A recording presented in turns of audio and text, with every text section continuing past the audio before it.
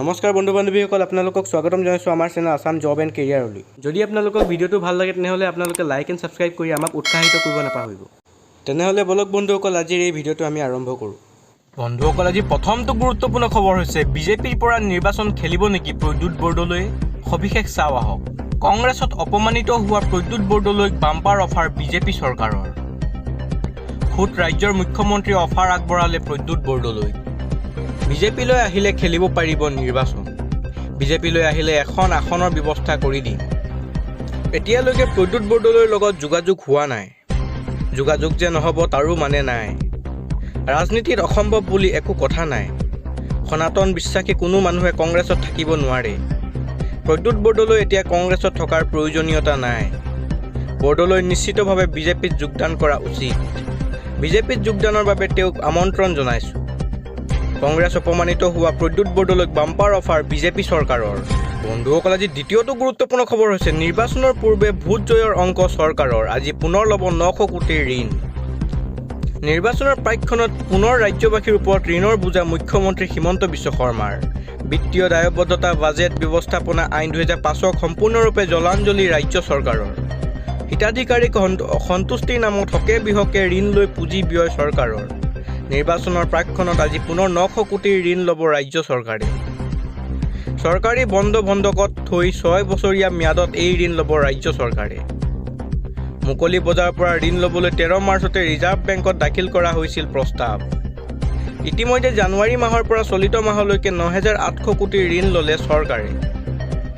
হিতাধিকাৰীক সন্তুষ্টিৰ নামতে হিমন্ত বিশ্ব শৰ্মাৰ আমোলত ৰাজ্যৰ মুঠ ঋণৰ বোজাই অতিক্ৰম কৰিলে 2 লাখ কোটিৰ ঘৰ।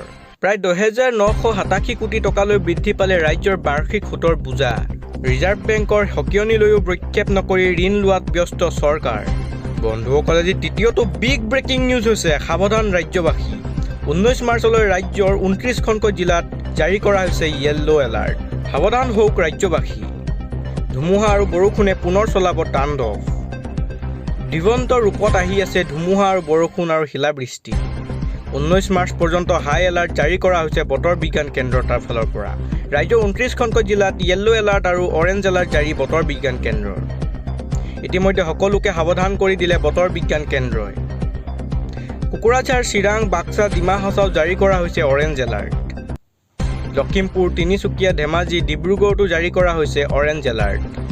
দক্ষিণ চালমৰা, মানকাছাৰ, ধুবুৰী, গোৱালপাৰা, বঙাইগাঁও, বৰপেটা, নলবাৰী, কামৰূপ মেট্ৰ', ওদালগুৰি, শোণিতপুৰ, পশ্চিম কাৰ্বি আংলং, গোলাঘাট, মাজুলী, বিশ্বনাথত জাৰি কৰা হৈছে য়েল্লো এলাৰ্ট। যোৰহাট, শিৱসাগৰ, চৰাইদেউতো জাৰি কৰা হৈছে য়েল্লো এলাৰ্ট। আপোনাৰ অঞ্চলত এই মুহূৰ্তত বতৰ কেনেকুৱা জনাওক এই ভিডিঅ'ৰ কমেণ্ট ছেকশ্যনত। বন্ধুসকল, এই মুহূৰ্তত জুবিন ক্ষেত্ৰক লৈ আহিছে এটা গুৰুত্বপূৰ্ণ খবৰ। সোণাপুৰত শীঘ্ৰে নিৰ্মাণ আৰম্ভ হ'ব জুবিন ক্ষেত্ৰৰ। জুবিন ক্ষেত্ৰই লাভ কৰিছে এক নতুন গতি। সৰ্বাংগ সুন্দৰকৈ নিৰ্মাণ কৰা হ'ব জুবিন ক্ষেত্ৰ। জুবিন ক্ষেত্ৰত উপস্থিত পত্নী গৰিমা শইকীয়া গাৰ্গ। জুবিন ক্ষেত্ৰ নিৰ্মাণ সমিতিৰ সদস্যসকলৰ উপস্থিত হৈ জুবিন ক্ষেত্ৰৰ কামৰ অগ্ৰগতিৰ বুজা লয়। আজি পৰৱৰ্তীটো অতিকৈ গুৰুত্বপূৰ্ণ খবৰ হৈছে বন্ধুসকল, ৰাজনৈতিক দল প্ৰাৰ্থী আপোনাক ভোটৰ বিনিময়ত ধন দিব বিচাৰিছে নেকি? 26ৰ নিৰ্বাচনক লৈ আহি গ'ল জৰুৰী খবৰ। কোনো প্ৰাৰ্থীয়ে আপোনাক বাৰু ধন দিব বিচাৰিছে নেকি? কোনো ৰাজনৈতিক দলৰ নেতাই আপোনাক বাৰু প্ৰলোভন দিছে নেকি? আপোনাক কোনোবাই এইবাৰ ভোট দিবৰ কাৰণে জোৰ কৰি তাৰ বিনিময়তে আপোনাক ধন দিব বিচাৰিছে নেকি? যদিহে আপোনাৰ লগত এনেকুৱা হৈছে তেন্তে এই ক্ষেত্ৰত আপোনাৰ চিন্তাৰ কোনো কাৰণ নাই। আপোনাৰ কাষত থিয় দিব আয়কৰ বিভাগে। এনেকুৱা ধৰণৰ তথ্য ভিডিঅ' যদিহে আপোনাৰ ওচৰত আছে মজুত, তেন্তে এতিয়াই প্ৰেৰণ কৰক আয়কৰ বিভাগলৈ। আয়কৰ বিভাগে মুকলি কৰা এই 3টা নম্বৰ আপুনি ছেভ কৰি ৰাখক। 9401085214 নম্বৰ আৰু 9813241184 অথবা 0361234039 নম্বৰ ছেভ কৰি ৰাখক। এই 3টা নম্বৰতে ফোন কৰি আপুনি দিব পাৰিব অভিযোগ। কেৱল ইমানেই নহয়, ইমেইলৰ জৰিয়তেও আপুনি দিব পাৰিব অভিযোগ।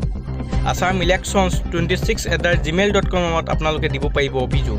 আপুনি যদিহে অভিযোগ দিয়ে তেন্তে আপোনাৰ পৰিচয় গোপনে ৰাখিব আয়কৰ বিভাগে। বন্ধুসকল, আজি পৰৱৰ্তীটো বিগ ব্ৰেকিং নিউজ হৈছে ইৰাণৰ সাৰ্বভৌমত্বত হাত দিলে ভয়ংকৰ হ'ব পৰিণাম। ইজৰাইল আৰু আমেৰিকাক পুনৰ মুকলি প্ৰত্যাহ্বান ইৰাণৰ। ইৰাণৰ সাৰ্বভৌমত্বত হাত দিলে ভয়ংকৰ হ'ব পৰিণাম। ইজৰাইল আৰু আমেৰিকাক যোগ্য প্ৰত্যুত্তৰ দিবলৈ সাজু হৈছে ইৰাণৰ সৈন্যবাহিনী। আমি শান্তি বিচাৰোঁ, কিন্তু কাৰো ওচৰত আত্মসমৰ্পণ কৰা নহয়। মধ্যপ্ৰাচ্যৰ উত্তপ্ত পৰিস্থিতিৰ মাজতে পেজেশ্কিয়ানৰ হুংকাৰ। দেশৰ মৰ্যাদা আৰু অখণ্ডতাৰ সৈতে তিলমানো আপোচ কৰা নহ'ব। ইৰাণৰ সুৰক্ষাৰ বাবে ইৰাণৰ শক্তি অকলেই যথেষ্ট। ইৰাণৰ আচল শক্তি দেখিবলৈ এতিয়াও বহুত বাকী আছে। ইৰাণৰ সন্মুখত কাৰ্যত হাৰ মানিছে আমেৰিকা আৰু ইজৰাইলে। ৰমজান মাহতে পুনৰবাৰ ট্ৰাম্পক ধমক ইৰাণৰ। চলাব নোৱাৰিব দুচকীয়া বাহন, বিজেপি চৰকাৰৰ কঠোৰ সিদ্ধান্ত। সাৱধান, আপুনি এতিয়াৰে পৰা চলাব নোৱাৰিব পচন্দৰ দুচকীয়া বাহন। বিজেপিৰ চৰকাৰে ইতিমধ্যে আনিলে নতুন নিয়ম। আপুনি বাৰু নতুনকৈ দুচকীয়া বাহন কিনাৰ পৰিকল্পনা কৰিছে নেকি? দুচকীয়া বাহনক লৈ চৰকাৰে আনিলে কঠোৰ নিৰ্দেশনা। পেট্ৰল চলিত দুচকীয়া বাহন কিনাত নিষেধাজ্ঞা আৰোপ কৰা হ'ব। নিষেধাজ্ঞা বলবৎ হোৱাৰ পিছতে কোনেও কিনিব নোৱাৰিব পেট্ৰল চলিত দুচকীয়া বাহন। 2028 বৰ্ষৰ 1 এপ্ৰিলৰ পৰাই প্ৰযোজ্য হ'ব এই নিয়ম। প্ৰদূষণ নিয়ন্ত্ৰণ ৰোধ কৰিবলৈ বৃহৎ পদক্ষেপ গ্ৰহণ দিল্লী চৰকাৰৰ। পেট্ৰল চলিত দুচকীয়া বাহনৰ পৰিৱৰ্তে আপুনি কিনিব লাগিব EV। বিদ্যুৎ চালিত দুচকীয়া বাহন কিনাৰহে থাকিব কেৱল অনুমতি। বিদ্যুৎ চালিত দুচকীয়া বাহন কিনিবৰ বাবে চৰকাৰে দিব সুবিধা। ৰোড টেক্স আৰু ৰেজিষ্ট্ৰেশ্যন বিনামূলীয়া হ'ব EV দুচকীয়া বাহনৰ বাবে। 2030 বৰ্ষৰ 31 মাৰ্চ পৰ্যন্ত প্ৰযোজ্য হ'ব এই নিয়ম। বন্ধুসকলে আজি তাৰ পাছৰটো বিগ ব্ৰেকিং নিউজ হৈছে ভয়াৱহ ৰূপত বৃদ্ধি হ'ব পাৰে খাৰুৱা তেলৰ মূল্য। উত্তেজনাৰ মাজতে মধ্যপ্ৰাচ্যৰ পৰা আহিছে ডাঙৰ খবৰ। বিশ্বজুৰি বৃদ্ধি পাব পাৰে খাৰুৱা তেলৰ মূল্য। নাটোৰ দেশৰ সহায় নোপোৱাৰ পিছতে হতাশ ট্ৰাম্পে হেৰুৱাইছে সন্তুলন। হৰমুজ প্ৰণালীত এৰিলে বাংকাৰ বাষ্টাৰ। মোক কাৰো সহায় নালাগে, এতিয়া মই যুদ্ধ অকলেই কৰিম। মই বিশ্বৰ প্ৰতিখন দেশৰ ভালৰ বাবে এই যুদ্ধ কৰিছিলোঁ, কিন্তু কোনেও মোক বুজি নাপালে। ফ্ৰান্স, ব্ৰিটেইনক ধৰি বিশ্বৰ 7 দেশে এৰিলে ট্ৰাম্পৰ সৈতে বন্ধুত্বৰ হাত। ইৰাণৰ বিৰুদ্ধে যুদ্ধ কৰিবলৈ নৌসেনাৰ জাহাজ সমুদ্ৰপৃষ্ঠ এৰি নিদিলে নাটোৰ দেশে। সহায় বিচাৰি মুখ ঠেকেচা খোৱা ট্ৰাম্পে হৰমুজ প্ৰণালীত কৰিলে ভয়ংকৰ আক্ৰমণ। 5,000 পাউণ্ডৰো অধিক বিস্ফোৰকেৰে মাৰ্কিন সেনাই হৰমুজ কৰিলে আক্ৰমণ। ঘণ্টাৰ পিছত ঘণ্টা ধৰি আমেৰিকাই কৰা আক্ৰমণত ধ্বংস হ'ল ইৰাণৰ ক্ৰুজ মিছাইল। আমেৰিকাৰ আক্ৰমণত ধ্বংস হৈ পৰিছে হৰমুজ প্ৰণালীৰ বৃহৎ অংশ। স্তব্ধ হৈ পৰিছে সামুদ্ৰিক জাহাজ অহা যোৱা কৰা।